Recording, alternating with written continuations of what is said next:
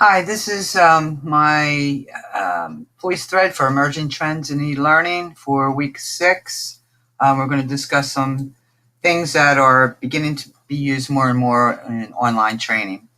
The first one that I want to discuss is games. I've been teaching for a long time, but it's only been in the last year or two that I've been using games in my lessons. The kids love it. It really gets them engaged. They're very competitive.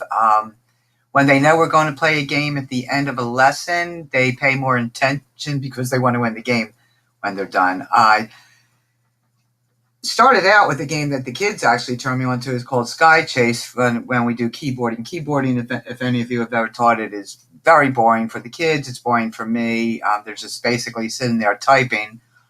Even with keyboarding lessons, it keeps scores, and they try to make games out of it. It's not as fun or as competitive as Sky Chase. Another favorite of mine is Kahoot, and that's where you can upload a quiz. You can give multiple choice answers or yes or no answers, and they get immediate feedback and they get scored. They can log on the computers, on a tablet, or using their phone, so they really like that. And Key has been around for a while, but it's still a good site to use. You can pick any category at all. I use a technology one, and there's hundreds of games that you can find in your discipline or courses.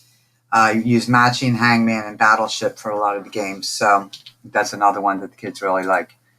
Videos being used more and more. A lot of teachers that I work with use YouTube all the time. They also use TED Talks. I stick to YouTube because you can do searches really easy, and you can find, again, probably thousands of videos on the content that you want to cover. I suggest that you look over them first, always. Sometimes they're inappropriate. Sometimes they're just not done very well. So we learned earlier in the course how to judge them on how well they're done. So that's something you can consider.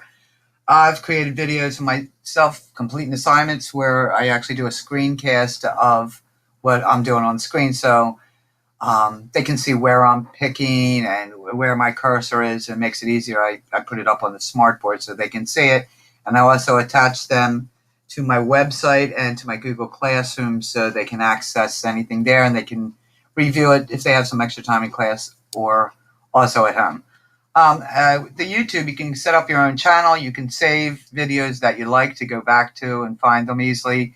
You can create your own channel again and upload your own videos that you've created. So that's a nice thing to do too. Social media is being used more and more. I know several teachers that have mostly Twitter accounts. I'm not a fan of Twitter. I like Facebook more, but again, I'm not real keen on using social media with the students just because I don't like that possible overlap into my personal life. But it is something I'm considering, maybe, since I don't really use Twitter personally, that's something I might use in school. But our school district has accounts in all of the social media that I've listed here. And the students are, they change so often, so I don't know how much I would really put into these.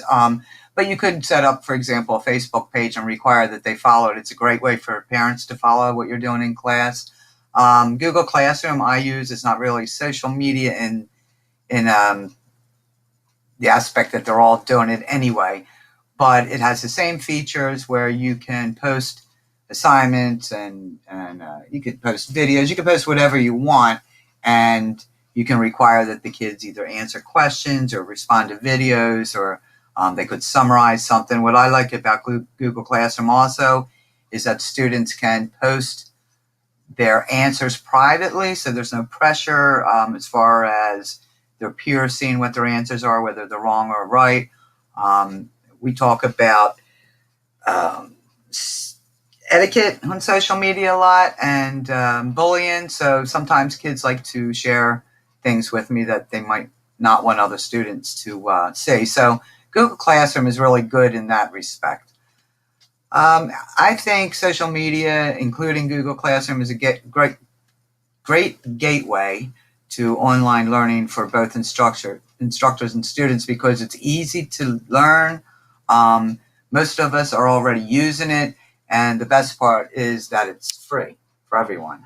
So, thank you, and they are the emerging trends in e-learning that I am using.